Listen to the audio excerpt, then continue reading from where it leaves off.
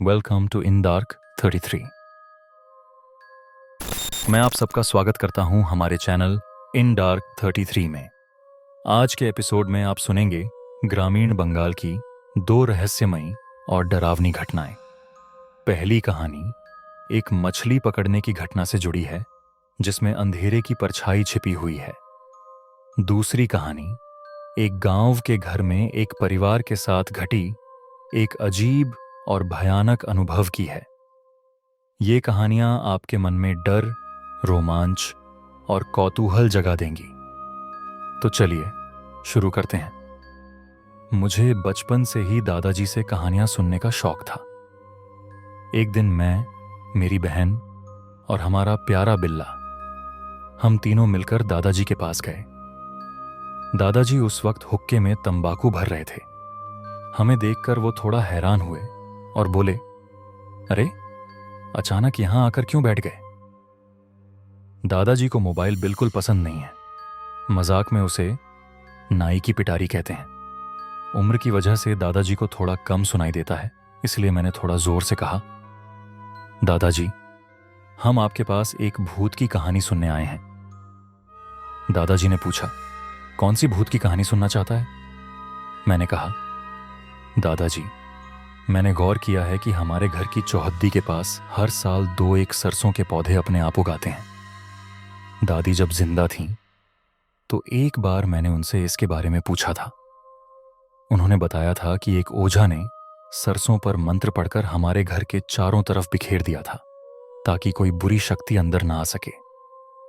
वो सरसों के पौधे शायद आज भी उसी वजह से उगते हैं।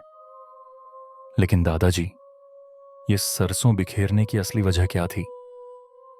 आज मैं वही सुनना चाहता हूं।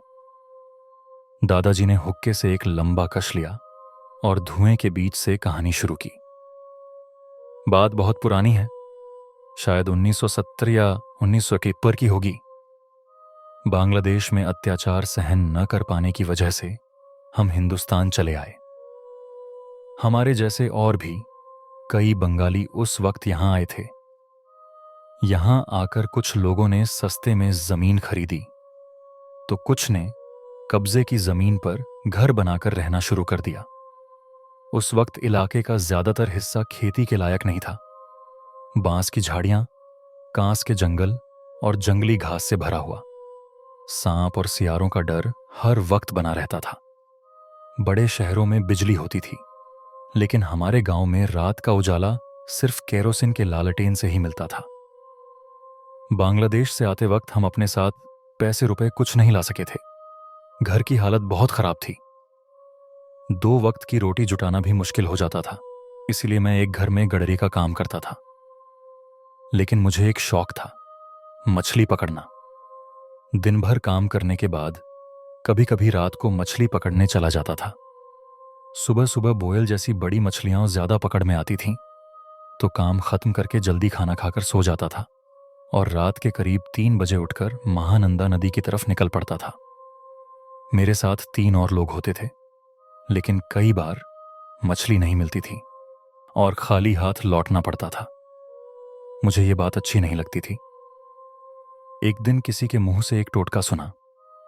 कहा गया कि श्मशान में जब लाश जलाई जाती है, तो जिस बांस से लाश को खोंचा जाता है, उस बांस की जली हुई राख इकट्ठा करनी होती है। उस राख को लाल शालू के कपड़े में बांधकर बड़े कांटे की जड़ में लगाओ, तो मछली पकड़ना पक्का हो जाता है। मैंने सोचा, इसे आजमाकर देखता हूं। उस दिन रात को थोड़ा पहले उठा, हाथ में लालटेन ली और श्मशान की तरफ चल पड़ा। वहां जाकर राख इकट्ठा की। घर लौटा तो पता चला कि मेरे साथी मुझे बुलाने आए थे। मुझे न पाकर वो मछली पकड़ने की जगह चले गए थे और मुझे वहां पहुंचने को कहा था। तो मैं अकेले ही लालटेन लेकर निकल पड़ा। कच्ची मिट्टी की सड़क थी, चारों तरफ कांस के जंगल और बांस की झाड़ियां। अंधेरे में सब कुछ जैसे जिंदा हो उठा था। लगभग 3 मील का रास्ता अकेले पैदल तय करना था। मैंने तेज कदम बढ़ाए।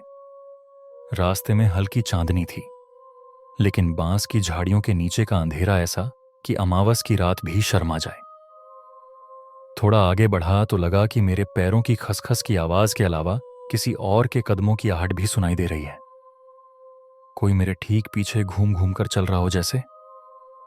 मैं रुक गया, पीछे मुड़ा, कोई नहीं था। फिर आगे देखकर चलने लगा। थोड़ा और बढ़ा तो लगा कि कोई फुसफुसा रहा है। क्या कह रहा है साफ समझ नहीं आ रहा था। अपने आप को समझाया कि यह सब मन का वहम है। मन को तसल्ली देकर तेजी से चलने लगा। अचानक कांस के जंगल से एक बच्चे के रोने की आवाज आई। मैं जितना आगे बढ़ रहा था वो रोना मेरे साथ साथ चलता हुआ लग रहा था। थोड़ा और चला, फिर वो आवाज अचानक बंद हो गई। आखिरकार मैं नदी के किनारे पहुंच गया। वहां खड़े होकर उस राख को कांटे में बांधा। हल्की चांदनी में जितना दूर तक नजर जाती थी देखने की कोशिश की, लेकिन मेरे साथियों में से कोई दिखाई नहीं दिया। फिर ज्यादा न सोचते हुए मछली पकड़ने की सही जगह ढूंढकर अकेले ही बैठ गया। जैसे ही मैंने कांटा पानी में फेंका वैसे ही कुछ हैरान करने वाला हुआ। लगभग तुरंत ही डोर में खिंचाव महसूस हुआ। मैंने झटके से खींचा और मछली को जकड़ लिया। धीरे धीरे उसे किनारे पर लाकर देखा तो 3-4 किलो की एक बोयल मछली थी। उसे बैग में रखते हुए सोचा कि वो टोटका सचमुच काम कर गया। इसके बाद एक के बाद एक 2 और मछलियां पकड़ में आईं। तीसरी बार कांटा फेंकने की तैयारी कर रहा था कि अचानक एक अजीब सी बेचैनी महसूस हुई। आसमान साफ हो चुका था, सुबह होने वाली थी। ठंड का मौसम नहीं था, फिर भी भोर में गर्मी महसूस होनी चाहिए थी। लेकिन अचानक न जाने कहां से सड़े हुए मांस की गंध के साथ एक गर्म हवा मेरे चारों तरफ घूमने लगी। बात कुछ अच्छी नहीं लग रही थी। फिर भी सब अनदेखा करके मछली पकड़ने के नशे में मैंने दोबारा कांटा फेंका। तीसरी मछली को बैग में रखने के लिए बैग खोला तो क्या देखता हूं, पहले पकड़ी गई दोनों मछलियां गायब। वो कहां गईं? मैं बड़ी मछलियां पकड़ने आया था, इसलिए बैग काफी बड़ा था। उनके गायब होने की कोई वजह समझ नहीं आई। खैर, अगली मछली को रखकर बैग का मुंह अच्छे से बांध दिया। फिर से कांटा पानी में डाला और डोर पकड़कर बैठ गया। लेकिन इस बार काफी देर बीत गई, मछली का कोई नामो निशान नहीं था। अचानक पास से खचखच की आवाज सुनाई दी। बैग की तरफ देखा तो वो गायब था। अब वो आवाज मेरे पीछे से आ रही थी। सड़े मांस की गंध इतनी तेज हो गई कि सांस लेना मुश्किल हो रहा था। पीछे मुड़ा तो जो देखा उससे गला सूख गया, भागना भी भूल गया। वहां मुझसे 10 हाथ की दूरी पर 7-8 साल की एक नंगी बच्ची खड़ी थी। वो मेरी पकड़ी हुई बोयल मछली को नोच नोच कर खा रही थी। उसकी आंखों में गुस्सा और शिकायत का भाव था और वो मेरी तरफ देख रही थी। लेकिन वो आंखें नहीं, गहरे काले अंधेरे के गड्ढे थीं। उसके उलझे गंदे बाल उसकी गर्दन तक लटक रहे थे। शरीर से सड़ा हुआ मांस टुकड़े टुकड़े होकर गिर रहा था। गाल और होंठों का मांस कब का झड़ चुका था, इसलिए उसके दांत कानों तक नजर आ रहे थे। इतनी छोटी बच्ची के ऐसे बड़े बड़े दांत मैंने कभी नहीं देखे थे। एक पल में उसने जिंदा मछली छट कर दी। उसे देखते हुए मेरे शरीर में हिलने की ताकत तक नहीं बची। लग रहा था कि दिल सीने को चीर कर बाहर आ जाएगा, जैसे कोई हथौड़े से मेरे सीने पर वार कर रहा हो। अचानक उस बच्ची की आवाज से मेरी तंद्रा टूटी। उसने दायां हाथ बढ़ाया और लंगड़ाते हुए एक एक कदम मेरी तरफ आने लगी। मुंह से कह रही थी, दे मुझे और मछली दे, मुझे बहुत भूख लगी है, कई दिनों से कुछ नहीं खाया, दे मुझे और मछली दे। मैंने बिना कुछ सोचे पागलों की तरह भागना शुरू कर दिया, लेकिन शरीर की सारी ताकत जैसे गायब हो गई थी। पैर रेत में धंसते जा रहे थे, भागने में तकलीफ हो रही थी। फिर भी जान बचाने के लिए दौड़ता रहा। मन में बस एक ख्याल था, काश ये सपना होता तो शायद मुझे जिंदगी की सबसे बड़ी राहत मिलती। दौड़ते दौड़ते पीछे मुड़ा। उस बच्ची को जरा भी पीछे नहीं छोड़ पाया था। वो अब भी मेरे से 5-6 हाथ की दूरी पर थी, लंगड़ाते हुए मेरी तरफ बढ़ रही थी। सामने मुड़ा और फिर से दौड़ने की कोशिश की, तभी मेरे सामने एक विशाल साया नजर आया। वो भी मेरी तरफ बढ़ रहा था। उस दृश्य को देखते ही मेरे मुंह से एक डरावनी चीख निकली और मैं वहीं बेहोश हो गया। होश ठंडे पानी के छींटों से आया। हड़बड़ाकर उठा तो देखा कि मैं एक खाली जगह पर छप्पर जैसी छत के नीचे लेटा हूं। सामने एक 10-12 साल का लड़का और एक लंबा मोटा तगड़ा आदमी था। उसकी रंगत गहरी काली थी। मुझे उठते देख उसने हिंदी बांग्ला मिलाकर कहा, साहब डरिए मत, मैं आपको कोई नुकसान नहीं पहुंचाऊंगा। कहते हुए उसने एक एल्यूमिनियम का मग आगे बढ़ाया और बोला, इसमें पानी है, पी लीजिए, अच्छा लगेगा। उस वक्त प्यास से मेरा सीना फट रहा था। मैंने मग लिया और खूब सारा पानी पीकर थोड़ा बेहतर महसूस किया। पानी पीने के बाद मैं कुछ हद तक ठीक हुआ। उस आदमी ने कहा, मैं मछुआरा हूं, यहीं रहता हूं, मछली पकड़ता हूं और सुबह बाजार में बेचता हूं। आज भोर में अचानक देखा कि आप नदी के किनारे चीखते हुए बेहोश पड़े हैं। मैं पास गया और देखा कि क्या हुआ। क्या आपने कुछ देखा था? मैंने सारी बात संक्षेप में बताई। उसने सुनकर कहा, मैं तो ज्यादातर वक्त यहां रहता हूं, कभी ऐसा कुछ नहीं देखा। शायद ये आपके मन का वहम हो। इस बारे में ज्यादा मत सोचिए। आपका घर कहां है? मैं आपको पहुंचा दूंगा। फिर वो मुझे अपनी साइकिल पर घर छोड़ गया। घर पहुंचकर देखा कि मेरे साथ मछली पकड़ने जाने वाले दोस्त वहां मौजूद थे। मेरा न जाना देखकर वो परेशान होकर मेरे घर आए थे। मैंने घर पहुंचकर सारी बात बताई तो वो उस मछुआरे के साथ उस जगह गए। लौटकर बताया कि जिस जगह मुझे जाना था वहां मैं गया ही नहीं था, रास्ता भटक कर कहीं और चला गया था। वहां जाकर उन्हें कुछ नहीं मिला, बस मेरी लालटेन रेत पर टेढ़ी पड़ी थी। लालटेन, बैग और कांटा वो घर ले आए। घर में दादी ने पड़ोस से जल पड़ा मंगवाया और मुझे खिलाया ताकि डर दूर हो। लेकिन उस दिन दोपहर से मुझे तेज बुखार चढ़ाया। एक अजीब सी बेचैनी मुझे घेरे रही। सारा दिन आंखें बंद नहीं कर पाया। रात को बुखार थोड़ा कम हुआ तो सोने की कोशिश कर रहा था। कितनी देर सोया पता नहीं। अचानक पैर में असहनीय दर्द हुआ। आंखें खोलकर पैर की तरफ देखा तो वो बच्ची मेरे कमरे में थी। मेरा पैर उसके मुंह में था और वो उसे चबा रही थी। डर और दर्द से मैं चीख पड़ा। मेरी चीख सुनकर दादी जाग गईं। तब तक वो बच्ची पैर छोड़कर कहीं गायब हो चुकी थी। दादी ने लालटेन की रोशनी बढ़ाकर ढूंढा, लेकिन कुछ नहीं मिला। हैरानी की बात, मेरे पैर पर दर्द या जख्म का कोई निशान नहीं था। मेरी चीख से पड़ोस के 2-1 लोग भी आ गए थे। उस रात दादी और वो लोग मेरे साथ जागते रहे, लेकिन वो बच्ची मुझे सोने नहीं दे रही थी।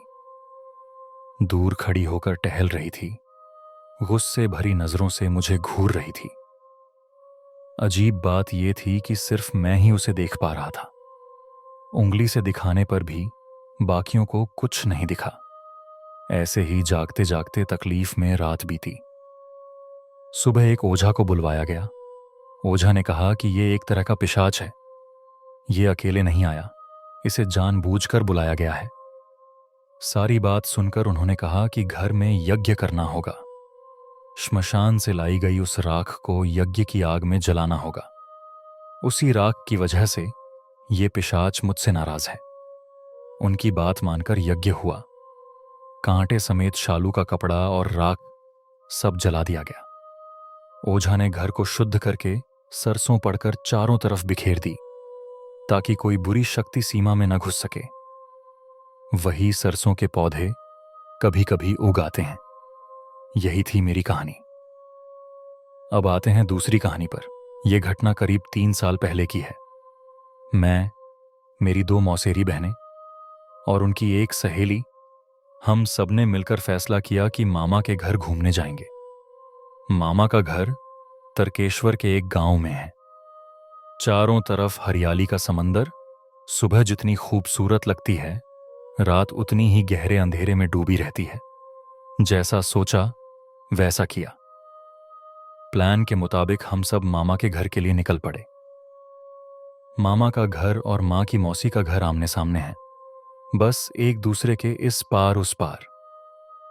मामा के घर के उत्तर में एक बड़ा सा बगीचा है। वहां नीम, पान, सुपारी, जामुन, लीची, नारियल, हर तरह के ढेर सारे पेड़ हैं। पूरब की तरफ घना बांस का झुरमुट है। मामा के घर की छत से मौसी के 2 मंजिला घर का हर कमरा साफ दिखता है। अब मौसी के घर का जिक्र करूं। घर के सामने यानी उत्तर दिशा में एक गौशाला है। उत्तर पूर्व कोने में एक तालाब है जिसके पास एक छोटा सा कमरा बना हुआ है। पूरब में एक और बड़ा बगीचा है जो पेड़ पौधों से भरा हुआ है। दक्षिण में दूसरी गौशाला है। 2 मंजिला घर की ऊपरी मंजिल पर 3 कमरे हैं, तीनों खाली। ईशान कोण में बाथरूम है और उसके सामने एक विशाल आंगन। जिस दिन हम मामा के घर पहुंचे, सुबह से बहनें इधर उधर घूमती रहीं। खेतों में, तालाब के किनारे, सरसों के फूलों के खेत में। सारा दिन वो यहां वहां बिखरी रहीं। रात को खाना खाने के बाद बहनों ने फैसला किया कि वो मौसी के घर सोएंगी। बड़ों के साथ न रहकर अपनी मर्जी से गपशप करेंगी। माँ, दादी, दादाजी ने बहुत मना किया, लेकिन बहनें किसी की नहीं सुन रही थीं। जिद पकड़कर मौसी के घर चली गईं। 2 मंजिल के 3 कमरों में से उन्होंने सबसे आखिरी कमरा चुना। कमरे के सामने लंबा बरामदा था। एक तरफ सीढ़ियां थीं, दूसरी तरफ वो आखिरी कमरा। उस दिन बड़ी बहन को किसी चीज से एलर्जी हो गई थी। उसने एक एनर्जी की दवा खाई थी, जिसके बाद वो जल्दी सो गई। बाकी 2 मौसेरी बहनें और उनकी सहेली जाग रही थीं और फोन पर कुछ देख रही थीं। अचानक एक तेज झटके से बड़ी बहन की नींद टूटी। आंखें मलते हुए देखा कि बाकी दोनों डर से एक दूसरे से चिपक कर दीवार से सटे बैठी हैं। बार बार झकझोर कर कह रही थीं, जल्दी उठ, कब से कोई दरवाजे पर धक्का दे रहा है और चीख रहा है। दरवाजे पर धक्कों और चीखों की आवाज से बहन का नींद का नशा छट गया। वो उठकर बैठ गई। फोन चेक किया तो रात के 3 बज रहे थे। 2:30 बजे से लेकर 3:15 तक लगातार वही आवाजें आ रही थीं। इसी बीच दोनों गौशालाओं की गायें चीखों के साथ ताल मिलाकर चिल्लाने लगीं। पल भर में माहौल बदल गया। बहन के दिमाग में सवालों का तूफान उठने लगा। क्या ये आवाजें सिर्फ हम ही सुन रहे हैं? बाकी लोग कुछ क्यों नहीं कर रहे? कोई कमरे से बाहर क्यों नहीं निकल रहा? एक बेचैनी सबको निकल गई। डर से सब कांप रहे थे। तभी एक को टॉयलेट की जरूरत पड़ी। पहले तो कोई साथ जाने को तैयार नहीं हुआ। आखिरकार चारों ने फोन की फ्लैशलाइट जलाई, ठाकुर की तस्वीर सामने रखी और बाहर निकले। पूरी ऊपरी मंजिल खाली थी। चारों के सिवा कोई नहीं था। बरामदा पार करके नीचे आंगन में जाना था। फ्लैश की रोशनी में आंगन में कदम रखते ही बहनें ठिठक गईं। पूरे आंगन में चमड़ा जलने की एक गंदी गंध फैली हुई थी। अंधेरे में उन्होंने गौर किया कि आंगन के एक कोने से दूसरे कोने तक एक बिल्ली दौड़ रही थी। लेकिन पास जाकर जो देखा, उससे उनके पैरों तले जमीन खिसक गई। वो कोई बिल्ली नहीं, एक छोटा बच्चा था। इतनी रात को कोई बच्चा ऐसे क्यों दौड़ेगा? इतना छोटा बच्चा तो चल भी नहीं सकता। फिर ये दौड़ कैसे रहा था? और सबसे बड़ी बात, मौसी के घर में इतना छोटा कोई बच्चा था ही नहीं। ये सवाल बहनों के दिमाग में घूमने लगे। डर के मारे उन्होंने हनुमान चालीसा पढ़ना शुरू कर दिया। जल्दी से बाथरूम का काम निपटाकर दौड़ते हुए कमरे में घुस गए। उस रात किसी की आंख नहीं लगी। सुबह होते ही सब मामा के घर लौट आए। सारी बात बताई। हम सब ने सुना। पहले दादी दादाजी ने सबको बहुत डांटा। फिर माँ और मौसी ने जो बताया, उसे सुनकर मन भारी हो गया। आज से 29-40 साल पहले बगीचे के एक किनारे तालाब के पास वाले कमरे में एक दंपति और उनकी बेटी रहते थे। पत्नी उस वक्त 10 महीने की गर्भवती थी। तब खाना लकड़ी के चूल्हे पर बनता था। पति आधे दिन काम के सिलसिले में बाहर रहता था। उनकी बेटी कभी कभी मौसी के घर रात बिताती थी। ऐसी ही एक रात मौसी की नींद एक औरत की चीख से टूटी। खिड़की खोलकर देखा तो तालाब के किनारे का घर धू धू कर जल रहा था। आंगन में आग का एक गोला इधर उधर भाग रहा था। वो उनकी बेटी थी। जलती हुई हालत में वो मौसी के कमरे के दरवाजे पर धक्के दे रही थी। चीखते चिल्लाते आंगन में उसकी जान चली गई। मौसी ने डर के मारे दरवाजा नहीं खोला। उसे पकड़ती तो उनकी भी जान खतरे में पड़ती। मौसी उस लड़की से बहुत प्यार करती थी। इस घटना के बाद से मौसी को अक्सर चीखें, दरवाजे पर धक्के और चमड़ा जलने की गंध महसूस होती थी। बाथरूम के सामने एक जले हुए शरीर वाला छोटा बच्चा भी दिखता था। अब भी उस वक्त वो गंध बगीचे और आंगन में फैल जाती है। हमने भी कई बार वो गंध महसूस की, पर ध्यान नहीं दिया। मौसी का मानना है कि वो मुक्ति नहीं पा सके हैं, जलन और पीड़ा में तड़प रहे हैं। जिस बच्चे को बहनों ने देखा वो शायद उस गर्भवती औरत का अजन्मा बच्चा था। मौसी ने उस लड़की को वापस नहीं किया, इसलिए वो अब भी दरवाजे पर धक्के देती है। इस घटना के बाद बहनें अब मामा के घर रात नहीं रुकती। तो दोस्तों, ये थी आज की हमारी कड़ी की 2 रहस्यमयी और डरावनी कहानियां। उम्मीद है कि इन कहानियों को सुनकर आपके मन में थोड़ा रोमांच, थोड़ा डर और ढेर सारी उत्सुकता जगी होगी। हमारा चैनल इन डार्क 33 आपके लिए हर बार ऐसी ही अनजानी और रहस्यों से भरी कहानियां लेकर आता है। तो अगर आप इस रोमांच के साथी बनना चाहते हैं तो अभी हमारे चैनल को सब्सक्राइब कर लीजिए। सब्सक्राइब बटन ठीक नीचे है, बस एक टैप की देर है। और अगर आपको कहानी पसंद आई हो तो एक लाइक तो बनता है। आपका लाइक हमारे लिए बहुत बड़ी प्रेरणा है। ये हमें बताता है कि आप इन कहानियों को एंजॉय कर रहे हैं। तो बिना देर किए लाइक बटन पर एक क्लिक कर दीजिए। सिर्फ खुद सुनकर रुक मत जाइए। इस रोमांच को अपने दोस्तों, परिवार वालों के साथ बांटिए। शेयर बटन पर क्लिक करके इस कहानी को व्हाट्सएप, फेसबुक, जहां मन हो वहां फैला दीजिए। क्योंकि जितने ज्यादा लोगों तक ये कहानियां पहुंचेंगी उतना ही हमें हौसला मिलेगा और नई नई कहानियां लाने का। और हां, कमेंट में अपनी राय बताना ना भूलिएगा। इस कहानी में आपको सबसे ज्यादा किस चीज ने डराया, या फिर आपकी जिंदगी में भी कोई ऐसी अजीब घटना घटी है, उसे भी हमारे साथ शेयर कीजिए। आपका हर कमेंट हम पढ़ते हैं और जवाब देने की कोशिश करते हैं। तो आज के लिए बस इतना। फिर मिलेंगे किसी नए रहस्य के साथ। तब तक के लिए अच्छे से रहिए और रात को सोने से पहले खिड़कियां, दरवाजे अच्छे से बंद कर लीजिएगा। कौन जानता है कब क्या हो जाए।